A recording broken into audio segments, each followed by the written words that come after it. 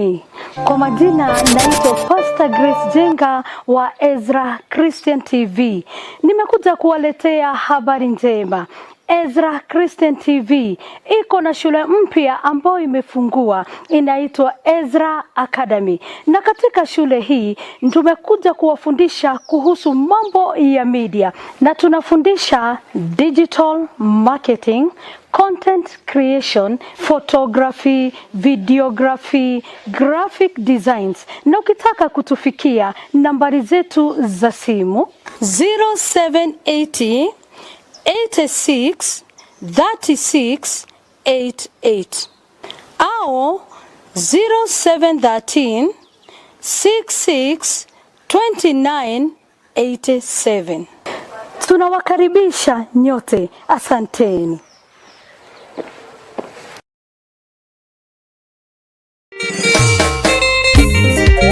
Eliud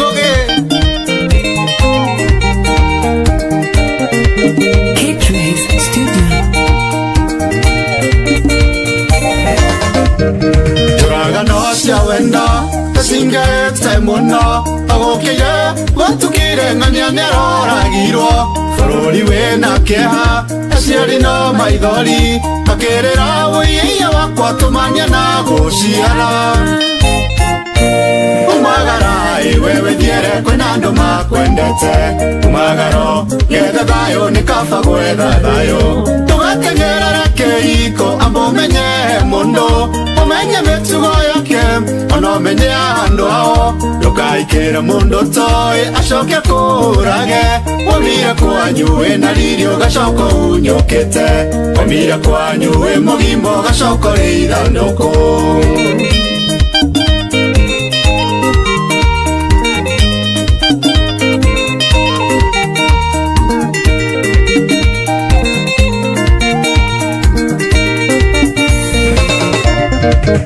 Tukaume mundu thutha atetondo ena mbesha amboturie wega menye kana ne muragani muracamanirie ira omothe mwaikarania nyondo wakwaga kwaiganira na kinini winakio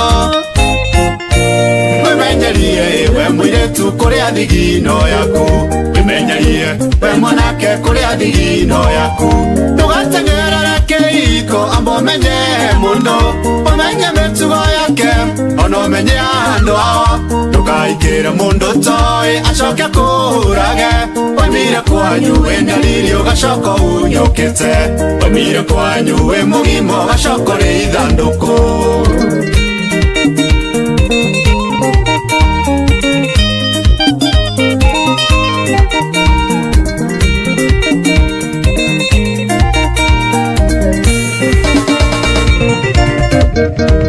Iko imwethi koici nokehana maithori tondu irambio oithero ine itare muthingi murumu thutha wa ihinda inini cigakiharagana mutumia koya ciana gacoka kwao mucie igana nacio igakengeha ciana ikanyaririka miturire ya ciana icio nayo ikaharagana tugatengerere keiko ambomenye mundu umenye mitugo yake onomenye andu ao tukaikire mundu toi acoke kurage wamire kwanyu wina riri ugacoka unyukite wamire kwanyu wi mugimo ugacoka ri ithanduku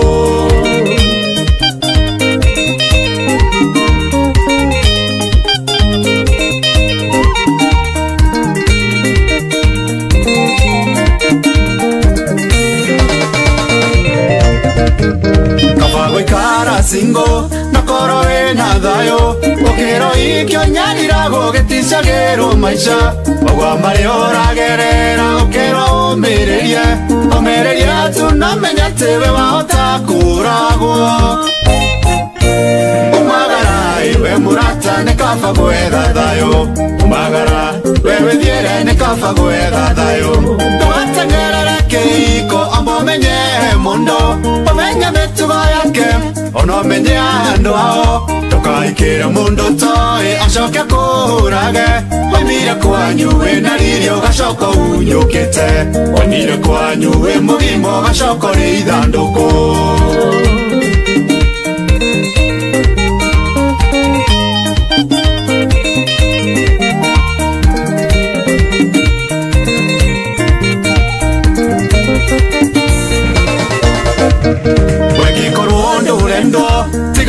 kwendithĩrĩria ngĩkorwo mandendetwo umagara wĩthiĩre tiga kwĩingĩrĩria kwĩ mũndũ tara kwenda mũtigane na wapambazo na gũtuĩka benten umagara iwe wĩthiĩre kwĩna andũ makwendete umagaro gethe thayũ nĩ kaba gwetha thayũ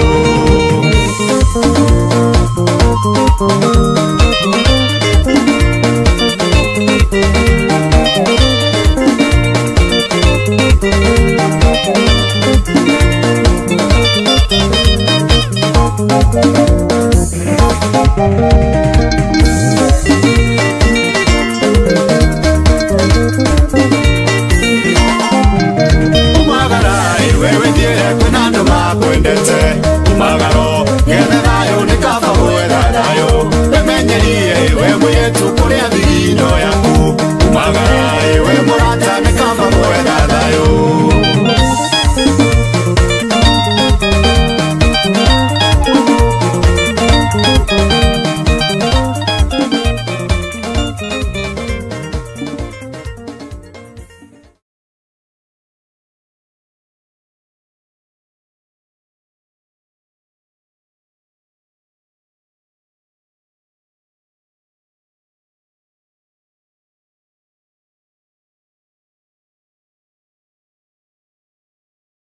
Karibuni watazamaji wa Ezra Christian TV. Huyu ni Bazuu the Wise Man. Tumetumia muda tujakuwa kwa katika mitambo, lakini tumerejea kwa kishindo. Na leo tumeleta mada muhimu sana. Na muhimu ni sababu ni kuhusu mawasiliano ambayo imekuwa ni changamoto sana katika ndoa. Ndoa nyingi zimeathirika sababu ya kuwa mawasiliano kidogo ni hafifu, na mume na mke pale, hata na watoto pia hawaelewani. Kwa hivyo leo tuna mwalimu wetu kidogo samahani, tuna mwalimu wetu Eliud tutaweza kuzungumza kwa kinaga ubaga kuhusu ni njia gani ambazo tunaweza tumia. Tunaelewa kwamba mawasiliano ni mada ambao ni pana sana, lakini tutaweza kuileta kwa muhtasari ili wewe ambao unatutizama uweze kuelewa ni nini hasa tunazungumzia. Tuelewa kwamba communication, ama kwa kimombo effective communication in marriage, inafanya ndoa zinakuwa imara na dhabiti. Kwa hivyo wewe ambao unatutizama hapa na umekuwa na changamoto na mawasiliano katika ndoa, basi usije ukabadilisha na kuondoka katika hiyo channel. Salia hapo hapo, na kwa dakika hizo zingine ambazo zinakuja, basi tutaweza kukuarifu jinsi na mbinu ambazo utaweza kutumia ili uweze kumudu na ndoa yako kwa mawasiliano ambayo ni ya kina na mapana. Kwa hivyo karibuni sana wale ambao ni wageni, subscribe, na wale ambao wanatuwatch pia andika comments zako hapo chini na tutaweza kuziangalia na kuzishabikia kadiri ya vile ambavyo zinahitajika. Nataka kukaribisha mwalimu nasaha wetu Eliud aweze kuwasalimia, alafu ndio tuweze kuendelea na mada ya siku ya leo. Karibuni sana. Asante sana Bazuu. Pia mimi na furaha kwamba tumeweza kurejea. And I'm happy that our viewer ama mwenye ambaye huwa anatutazama pia leo tukirudi anarudi. Anarudi yes. Wengine walikuwa wanauliza kwani ilikuaje? Shughuli zilikuwa kidogo nyingi, lakini tumerejea mara. Tumerejea, yes. Na tumerejea na hiyo mada ambayo ni muhimu sana. Effective communication in building strong marriage. Na naanza na hadithi fupi ili tuweze kuanza mazungumzo ya leo. Hadithi ilikuwa ni mume na mke walizozana, na wakati walipozozana walinyamaziana, na ikafika sababu mume na mke lazima kwa nyumba waongee. Sasa ikafikia mahali walikuwa wanaandikiana notes.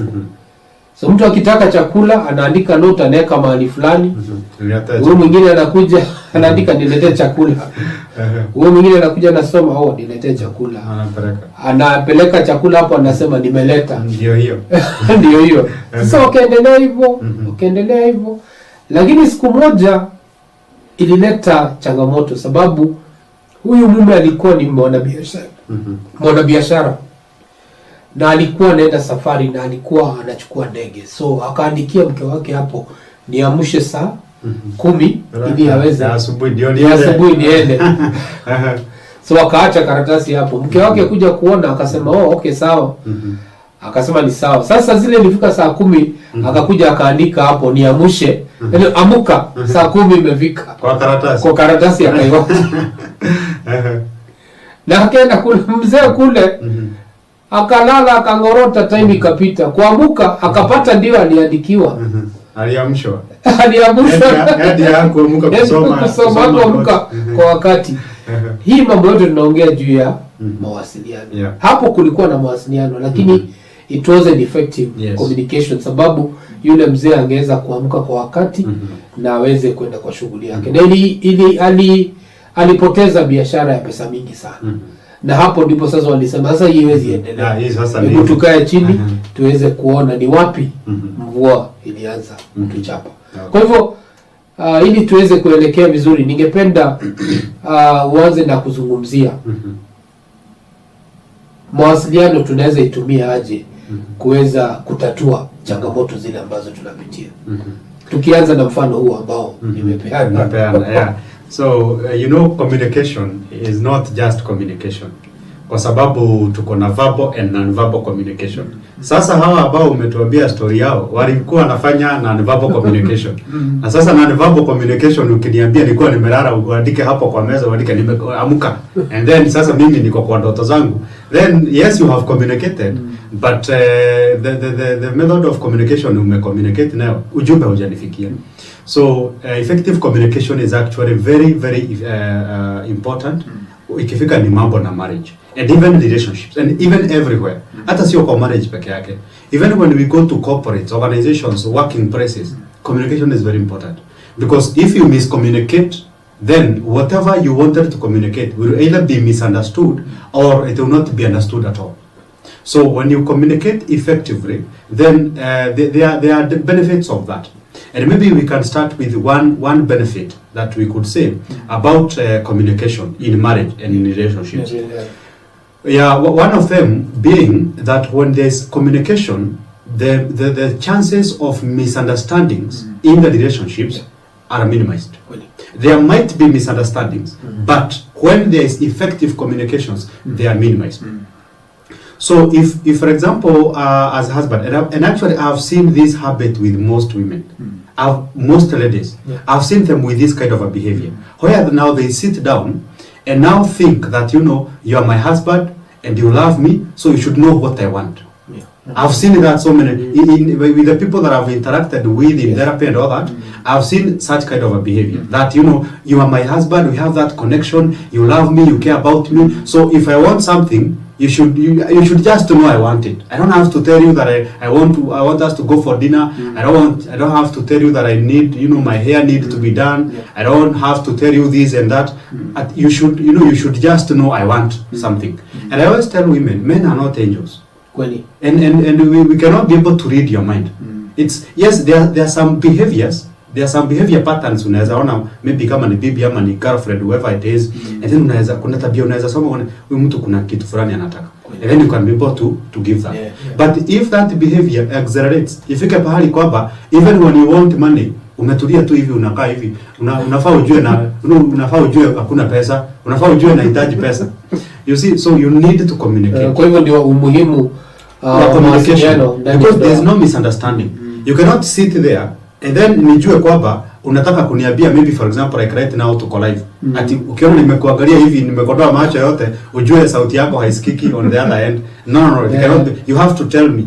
You see, so communication is very important, and verbal communication is what grows a marriage together. It is what brings that even intimacy, because that is the second thing. The second advantage of being in effective communication in marriage. Intimacy is there, because marriage should have a level of intimacy. Again, there are people who get married for the sake of intimacy. The marriage becomes boring.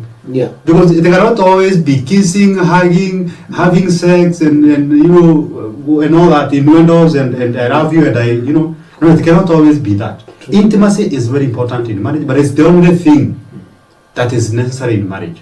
So when there's that effective communication, For example, when we talk about intimacy, intimacy is that closeness. And closeness also comes in form of romance. So when you're talking about romance, sex is in there. So if, for example, as a wife and husband, you don't communicate especially about the issues of romance. So you're having sex with your husband and where humwabi kwaba akutoshelezi vizuri. You're not telling your husband that you don't feel like you are sexually satisfied. So if you don't communicate, and most women also make the same mistake of faking even the orgasms. They fake that they are feeling good. Wanatoa masauti anakufanya anakuambia ana feel vizuri, but in real sense it's just pain. So if you do not communicate to your husband that when you are enjoying your conjugals, wewe una feel uchungu badala ya feel the utamu which you would expect. And then your husband is there thinking that he is the man. He is the man of the year. Hata anafikiria anafaa ingia kwa Guinness Book of Record. Ndio venye anakutoshelesha vizuri. But on the other hand, wewe unaumia but you are not communicating. So when you communicate your feelings and you communicate your emotions, there's that intimacy level. Intimacy is strengthened. Also misunderstandings zinakuwa zimeteremuka. Number 3, what I can say is also an advantage of effective communication in marriage is that the conflicts are well resolved. Because if, for example, we have some conflicts in between us and we don't talk, everybody goes mute. Nobody is talking, nobody wants to resolve the issue. And if I want to resolve the issue with you, then you don't want to talk. You don't want to be just quiet. So when there is effective communications, even the way the conflicts are resolved in the relationship, it's very healthy. Everybody, and I feel hard. Everybody's voice in that resolution is, everybody feels, this guy listens to me. This guy, understands me because of communication. Because if we fight right now, if we fight in the morning, and then we don't talk the whole day, and then in June, we don't talk, next day, third day, fourth week, so everybody is thinking his own things. So bibi anafikiria vitu zake, anajua huyu jamaa venye aniogeleshe, lazima kuna mwanamke mwingine anaogeleshea huko nje. Because harudi kama ni mtu haongei na mimi, anarudi kila jioni ni kama ako jovyo, ni kama so kuna mwanamke mwingine huko nje, kuna mwanamke mwingine huko nje. Then the husband is also thinking the same. Ni aje bibi yangu venye anapenda kuongea. For the whole 1 week hatujaongea. Lazima kuna mwanamke mwingine mwenye anaongea na yeye wakati siko huko kwa nyumba. When now the couples start having those kind of thoughts, then the marriage becomes chaotic. Because kila mtu ako na mafikira yake, kila mtu ana develop shida zake kwa akili na ana come up na solutions, na by the end of the day hakuna venye unaweza develop an argument in your mind and lose. By the end of the day you make sure that you win. So every time you have that kind of a thought, the spouse, your partner, the atarus, where you win. So when there is such communication in marriage, there is that effective communication. Even conflicts are resolved amicably. Everybody is at peace. Everybody is happy. When there is conflict, we sit down, we talk things out. But unfortunately, there are people who have this idea that when you have issues, but I think even the Bible says that usigoje jua itue kama hauja resolve your conflict. Hujatatua conflict. Yes, but kama mumekosana 5 minutes before jua itue, again wacheni kuharakisha hiyo maneno. Because kuna watu watazozana just a few seconds before jua itue, and then how you want to resolve before jua itue. No, just relax. Lakini wanazidi pia kusema kwamba hata mkizozana usiku, yes, basi jua isichomoze. Yeah, you can but take your bado mna muda. Yes, you still have time. So you take your time so that again you don't resolve conflicts for the sake of resolving conflicts. Because again, if you resolve conflicts for the sake of resolving conflicts, you have not come up with a reasonable solution that is going to last long enough to make sure that similar mistakes are not repeated. Similar conflicts will not repeat themselves. You see? So even when it comes to conflict, you need to resolve them. When you feel that I'm in the right mind to resolve this. In the family environment, we are in the right environment to resolve this. And again, unajua kama kuna kitu wapi huwa naambia watu, ku resolve conflict hata itakagi mtu wako na njaa. You need unajua uko na njaa zako, tumbo huko inauma, minyoo inazurura inakuuma, and then now you want us to say no, kwanza kula relax. Yes, oga, umeshinda kazini, fast, chukua maji, oga, relax. Because now when you are at peace, your body is at peace, relax, umeshiba vizuri, your body physiologically iko sawa. So even your mind is okay. You see, you'll be able to reason amicably. But unfortunately, utapata some of the relationships inafika mpaka pali kwa conflicts. Ile ya kupigana hadi magumi. The domestic violence now. Because if you can take your time, and some people, it is because of that lashing to resolve something. So akili yako imezoea kurash. Ukipatana kashida, akili yako inakwambia huyu ni ujinga hapo nayo, kwa gumia meno unaoga. You see? But you see, you need to take your time. Reason out. Ask yourself now, whatever I'm about to do, is it going to bring more problems to the marriage, or is it really going to be a solution? And now once you have given whatever you are doing a thought, then you are able to resolve conflicts in a peaceful way. So that again, we don't have methods of resolving conflicts, and then the next day tunasikia umechukua P3. I don't know whether inaitwa P3 ama inaitwa ile ya polisi. Tena uko umefungwa jela, uko kotini nini because of kuharakisha resolve conflicts. And lastly, as I conclude on the benefits of effective communication. So a problem when it recurs so much in a marriage, then it becomes boring to resolve the same problem. Because there's no way in a marriage we are going to resolve the same problem 100 times. Inayo kuzoeana. Because today as a husband, maybe it's the husband ameenda huko nje amecheat the first time. Ni sawa, ametoa excuse, amesema ni kashatani. Na huwa naambia watu, every time mtu amekwambia ni shetani alinifanya, it was a one time thing, ni kashatani kaniniigia. I always tell women and even men, wakati mtu amekwambia ni kashatani kameigia, wewe usikopane na yeye. It is possible ni kashatani, but unafaa uulize huyu mtu. Hakuna venye shetani utapata akitabia na malaika. So shetani anatabia na shetani mwenzake ama na demons. So and I'm not going to date a demon, so I'm not willing to do that. So kama yeye ni marafiki na shetani, wewe endelea kukua marafiki na shetani, aendelea kukuaffect na kukufanya ucheat, but I cannot tolerate that. So when now it gets to that point, you are resolving the same conflict again and again, it becomes boring. So when you make a mistake in a marriage, and then you are forgiven the first time, please be sure you have there's some level of damage that you have caused the relationship, especially trust. Because there's no way a man is going to cheat the first time, the second time, the third time, na huyu mwanamke bado ana forgive. Unless akuwe ni Mary, mother of Jesus, unless now that woman also has a problem, because there's no way you are going to forgive somebody 10 times and anarudia the same mistake. So when there is a mistake in marriage, when there is something conflict in marriage, you should make sure both of you, and especially whoever orchestrated or whoever made the conflict to emerge, or the mistake to emerge. So you should do everything possible to make sure that does not repeat itself. Because kama leo tumeongea the same problem, kesho tena mimi nitakujamazia. Because again, we cannot be talking and nothing is happening. There should be some efforts to make sure that the same mistakes do not repeat. Asante sana mwalimu.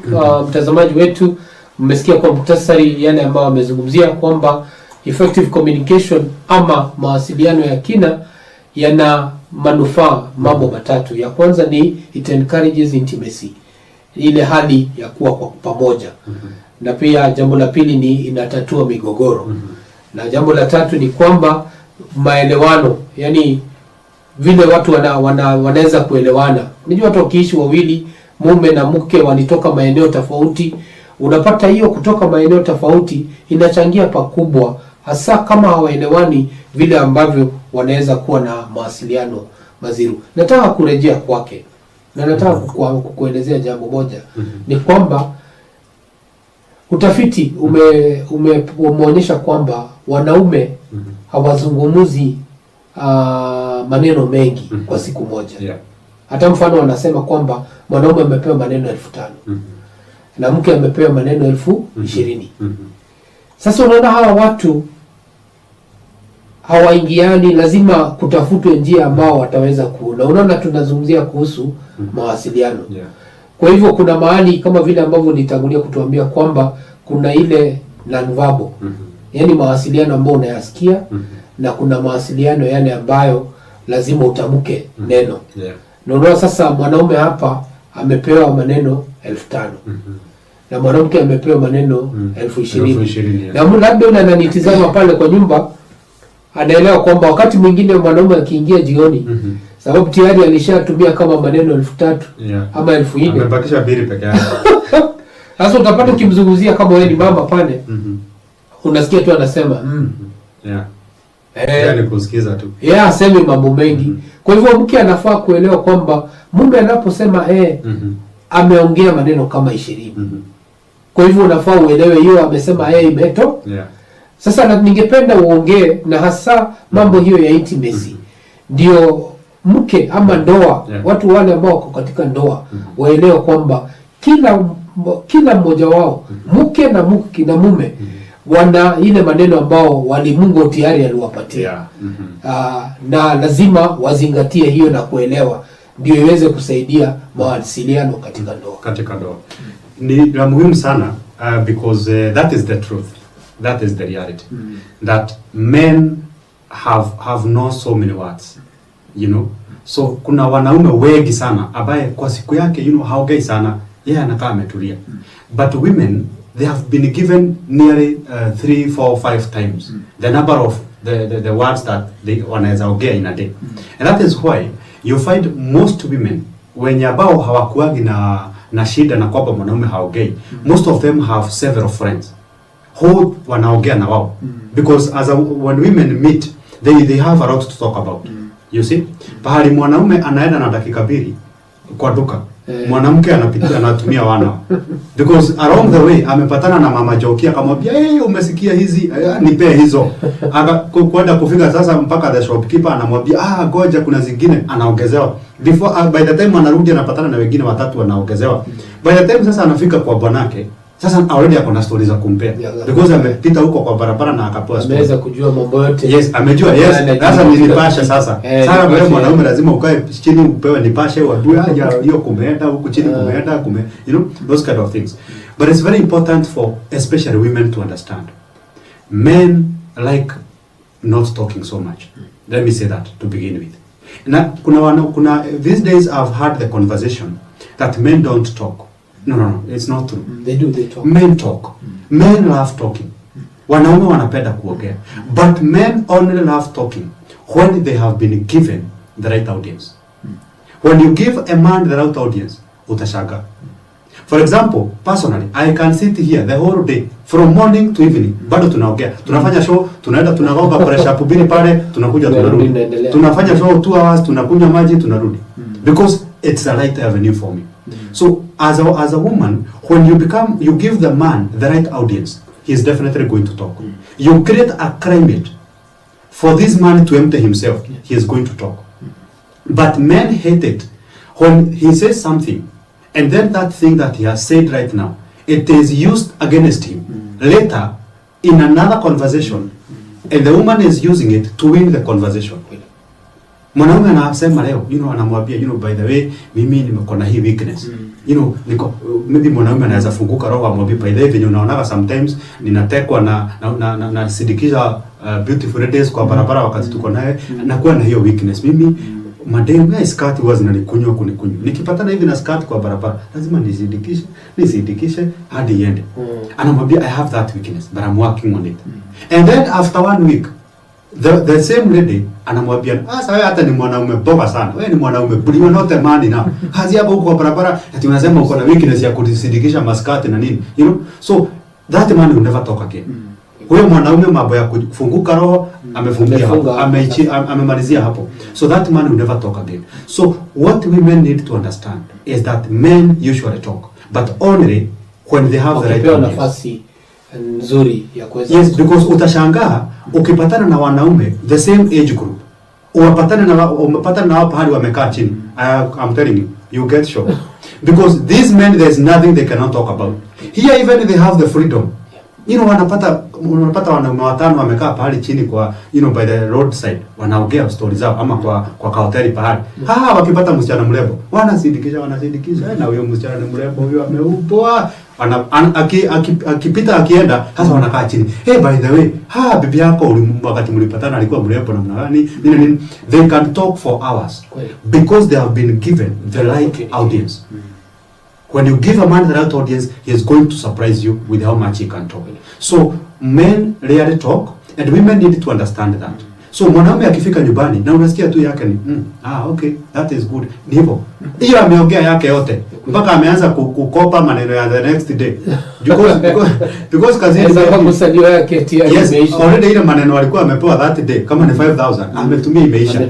Sasa ameanza kukopa ya kesho. Most likely the next day hata okay hata bila moja because ametumia hadi ya the next day. So it is very important for women. And I always tell women, understand especially mwanaume wako anapenda tu kutulia, hata wewe acha nini, acha kuongea mingi.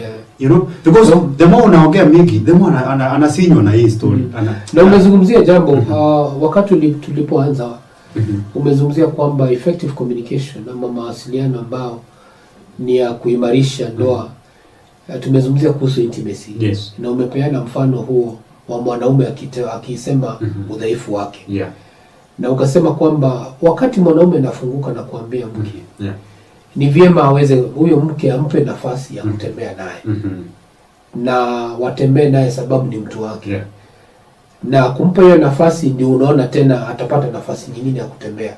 Na kuna ule udhaifu ambao wako nao waweze kumaliza. Kwa hivyo ni katika hiyo hali ya kuweza kuwa na effective communication ndani ya ndoa inaweza kuimarisha hiyo intimacy. Kwa hivyo yule ambaye anatutazama pale, hii ni chumba cha Maidha. Bazuu yuko katika show leo na tuko na mada ambayo watu mara mingi huwa inawaadhiri. Na unaona ndoa zinavunjika sababu mawasiliano imegonga mwamba na hakuna vile watu wanaweza kuongea. Sababu hatuelewi, unapata mke haelewi bwanake na mume haelewi mke wake. Kwa hivyo ni vyema tuweze kuelewana kwamba huyu mke anapenda hivi, huyu mume anapenda hivi. Ndio tutumie mawasiliano kuweza kuimprove intimacy ndani ya ndoa, kuresolve conflicts na pia kuleta maelewano ndani ya ndoa. Kwa hivyo ningependa uendelee mahali ulikuwa umesimama kuweza kuelezea huyo mtazamaji ndio aweze kuelewa kwamba effective communication ndani ya ndoa itafanya ndoa ziwe dhabiti, ifanye ndoa zinawiri na ziwe ni za baraka katika hiyo hali ya kifamilia. Yeah, because when you talk about communication, when you give somebody that listening ear, because talking is more important, listening is usually more important than talking. And you'll be surprised to realize that most people do not really want somebody who can talk to them. They don't want somebody who can advise them. They don't want somebody who can counsel them. No, they want somebody who can listen. Good. You sit down with that person, you talk to them. They talk to you and you listen without even saying anything. Just listen. Then provoke them to keep talking. Ask them questions. Provoke, that if you feel there's somewhere that they are trying to mask, there's some information that is not coming out voluntarily. Now provoke, hit that point, and then make this person continue talking. Because when you have, for example, you have water in a cup, yes, and then you feel that water is too much, just pouring creates the capacity for refilling. You see? Yeah. So this person does not really want somebody to refill. Because most people, 100%, they know the solutions to their problems.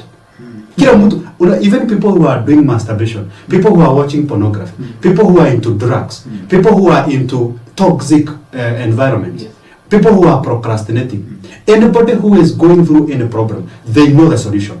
They know. But the only thing they are lacking is somebody who can sit down, listen to them, so that they can already empty the thing that is bothering them. Yes, this problem which is now, because huyu mtu amejaa na hii shida ambayo ako nayo, anajaribu ku feed the solution and it's not going anywhere. Anajaribu kufinyiria haingii.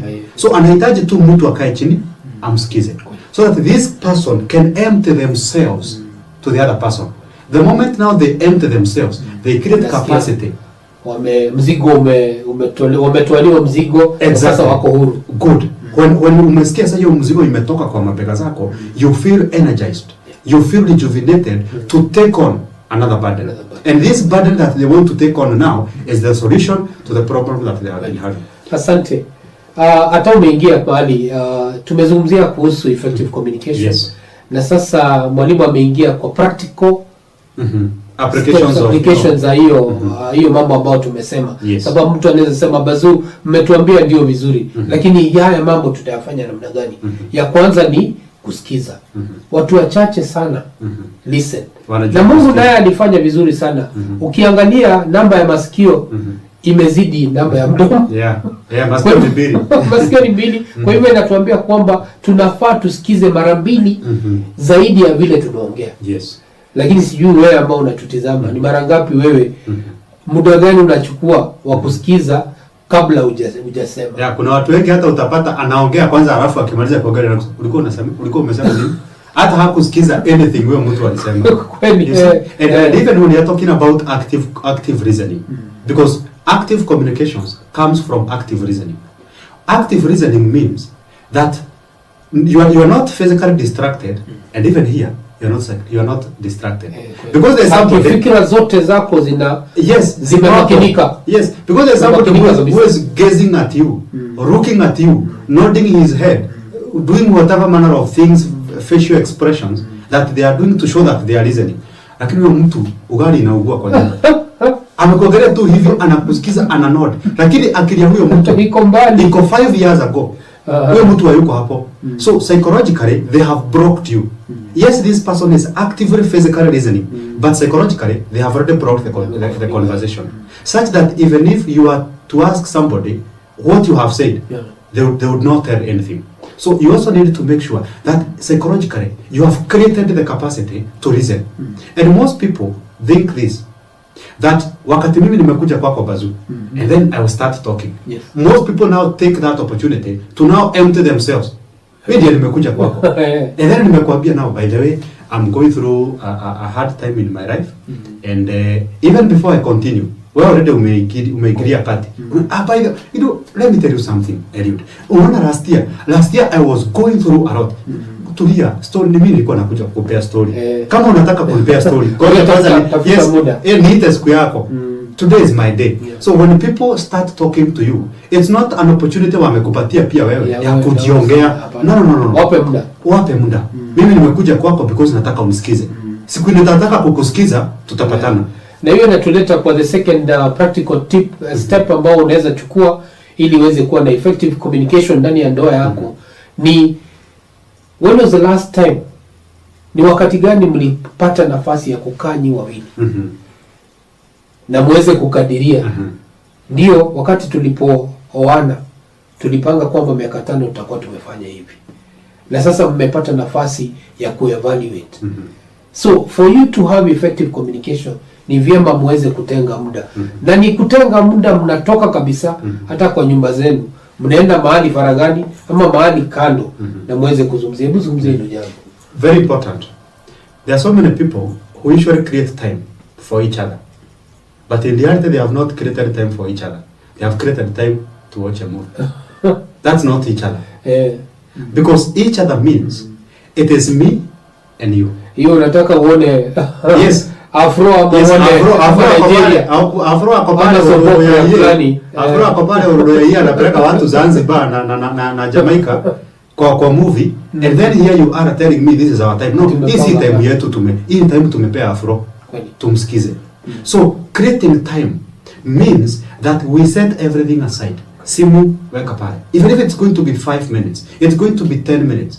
But that cannot happen between couples when hawaja, how do we say, when hawaja igiana vizuri, you know, then there's some boundaries and blockages between them, that this interaction or connection, there's something interfering with it.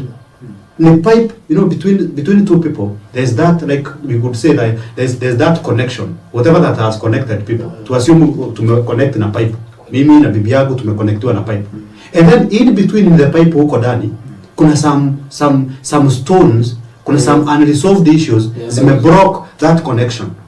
So even when we sit down to talk, we are just talking for the sake of talking. We are just talking because we have created time to talk, but not because it is important that we talk. So it is very important that when people decide we are going to create time for each other to address the matters that concerns this relationship, then it should be me and you, not me and your mother in your mind.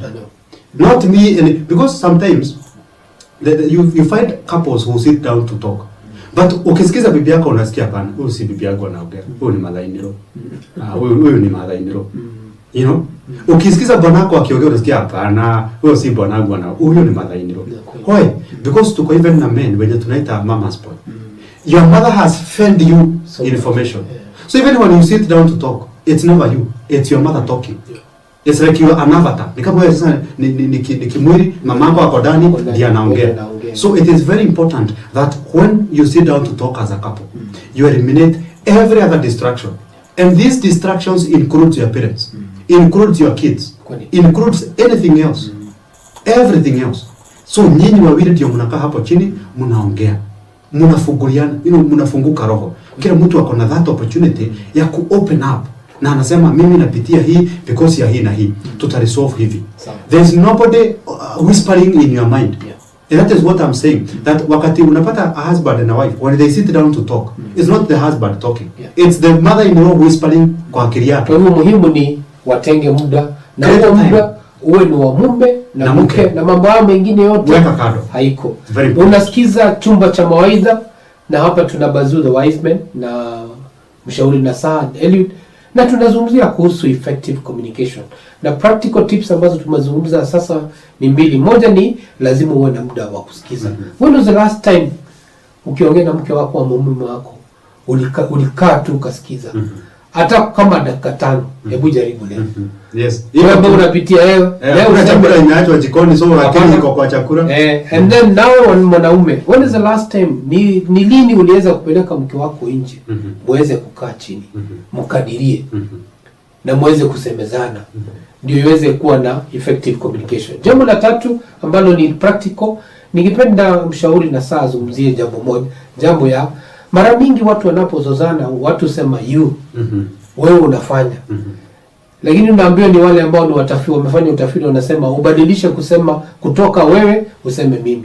Kama useme wewe unaniumiza sana, useme mimi naumia wakati unapofanya jambo kama hilo. Hebu niambie, wakati unabadilisha from you to I, ni inachangia vipi katika effective communication? So when you talk about the you and I, changing the statement, there is what we call blaming. You can blame someone, or you can decide to take the blame. Good. You see? So when I'm telling you you are hurting me, then I'm blaming you.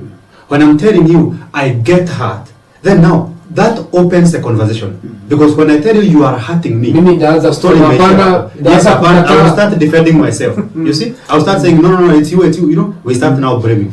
But when I say I get hurt when you do this and that, then now I want to listen and process that information.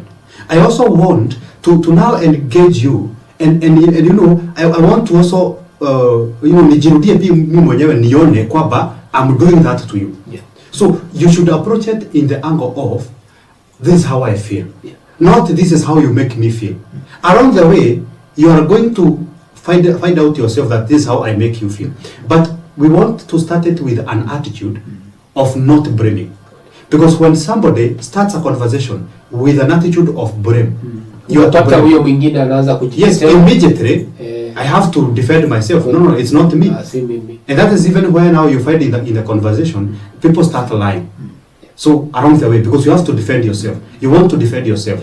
And every time that people are talking, when spouses are resolving conflicts, we have to keep reminding them that they are fighting the problem, not each other. It is both of them against the problem. Sasa wengine shida sasa inachukua nini? Whiskey.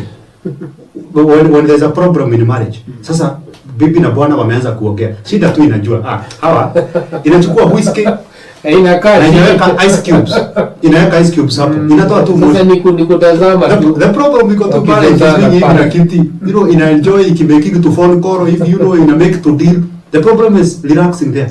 And then the couples are fighting amongst themselves. So you need to know that you're not supposed to fight amongst yourself. You're fighting the problem. So fight from the same side. Fight from the same side. Wekeni shida pale, and then sasa, if you have to point fingers, point at the problem, not the other person. Because the person who have done something, they are not the problem. And even if at some point you have to consider anything related to that, then the problem is in the person. The person is not the problem. So now, stop pointing fingers and blaming each other. Because when couples are blaming each other, that's a game they are playing.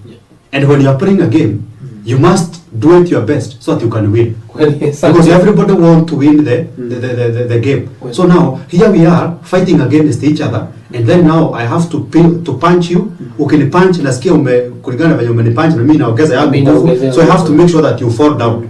And by the end of the day, couples forget. Because of that connection, if you fight me and I feel the pain, in reality, because we are connected, that pain is definitely going to come to you. You hurt me, you get hurt. And that is the same thing that people don't realize. That even in reality, we are the same person. We are all connected. Even me and you. If, for example, today, I stole something from you, nikuimbie tu kitu. Maybe let's say, for example, nikuje kwa nyumba yako, nifagie kila kitu, niende nayo. And then I have stolen from you. Na nimeenda nimekaa nayo. Do you know, when you're not having peace because something has been stolen from you, on the other hand, me who have stolen, I am also not having peace because I'm afraid I'm going to get caught. I'm afraid that you are going to realize it's me who stole. So when I steal something from you, the same way you are suffering is the same way I'm suffering. So now if people can get to a point where they understand that I am you and you are me, we are the same being, we are the same person. So if I hurt you, it will come back to me. If I do something wrong to you, itatusaidia kwamba yes, tusifike mahali tunaingiza ule mwingine. Yes, na hiyo kuzozana, na hiyo tunapopigana na kutakia mtu mabaya. Because if I understand that if I do you harm, it's going to come back to me and I'm also going to suffer the pain, then I'll make sure that I always do something that is going to work for you. Because if it works for you, it works for me. Kweli. Asante sana mshauri nasaha. Eliud, nashukuru sana ulipata nafasi ya kuweza kuja katika show. Na show leo imekuwa bomba moto kama pasi, na wingi wa matumaini wewe ambao umetutizama kuna jambo moja ama mbili umeweza kupata mahali pale. Wale ambao wameingia kuchelewa, show yetu inapatikana katika YouTube Ezra Christian TV na pia Facebook. Unaweza tutembelea na pia mwalimu Eliud ako katika TikTok. Kwa hivyo ukimtizama hapo pia utaweza kupata show hii vile ambavyo tuko naongelea. Leo tuko naongelea kuhusu effective communication in building strong marriages. Tumeelewa kwamba mawasiliano ni kama uti wa mgongo katika familia ama ndoa. Na wakati watu wanapokosa kuwa na ile effective communication, basi unapata mambo mengi sana yanapata changamoto pale. Leo tumezungumzia mambo matatu. Ya kwanza is that effective communication improves on intimacy. Effective communication inasaidia in resolving conflicts, na effective communication inasaidia na kuweza kuleta understanding kati ya mke na mume. Na tukapeana practical tips ambazo ni tatu. Ya kwanza ni you need to listen. Wewe kama upati nafasi ya kusikiza, basi unaanguka mtihani. Na Mwenyezi Mungu alikuwa mkarimu sana. Alitupatia masikio mawili kutuonyesha kwamba tunafaa kusikiza mara mbili zaidi ya vile ambavyo tunaongea. Alafu jambo la pili ni kwamba tutenge muda. Let us set some time to be able to just sit with our wives and talk to them. Inaweza kuwa maybe labda wewe unapenda kwenda mahali mmunywe kahawa, mambo kama hayo, ama kwenda mahali kwa park mkae tu chini na muweze kutatua hayo mambo. Alafu jambo la tatu ni, na ndio ambao mwalimu Nasaha amezungumzia kwa kina, amesema kwamba when you say I, tayari umefanya huyu mtu aanze kujihami. Sababu tayari anaona wewe umemwekelea kusema kwamba yeye anachangia. Lakini unaposema I, inafanya ule mtu awe na ile huruma, akitaka kujua nini hasa inavuruga upendo. Na wakati anapoelewa jambo kama hilo, basi inakuwa ni vyema kunakuwa na ile umeandaa meza ya kuweza kuwasiliana. Na wakati mnapowasiliana hivyo, basi ndoa zinaendelea kupata nguvu na pia jamii inaendelea kupata nguvu na kunawiri. Hii imekuwa Chumba cha Mawaidha, show ambayo inaleta mada ambazo ni za kutusaidia, za kutuelimisha na kutupatia nguvu na kutuinua kutoka ngazi moja hadi nyingine. Kwa hivyo napenda kuwashukuru sana kwa vile ambavyo mmetutizama. Na hadi wakati mwingine ambapo tutaleta show zingine, naomba kama wewe ni mgeni, piga like hapo na subscribe. Alafu finya ile notification bell. Ndio wakati tunapoingiza hizi show kwa YouTube ama kwa Facebook, basi unakuwa ni mmoja wa wale wa kwanza kuweza kupokea hizi habari, na ndipo ziweze kuelimisha na kukupeleka katika another level. Kwa heri sana. Hadi wiki ijayo. Napenda kushukuru producer wangu Kim Proper, director wangu Ann, na pamoja na mama yetu Pastor Naomi kwa vile ambavyo ametujalia tuweze kuleta show hii siku ya leo. Mungu awabariki.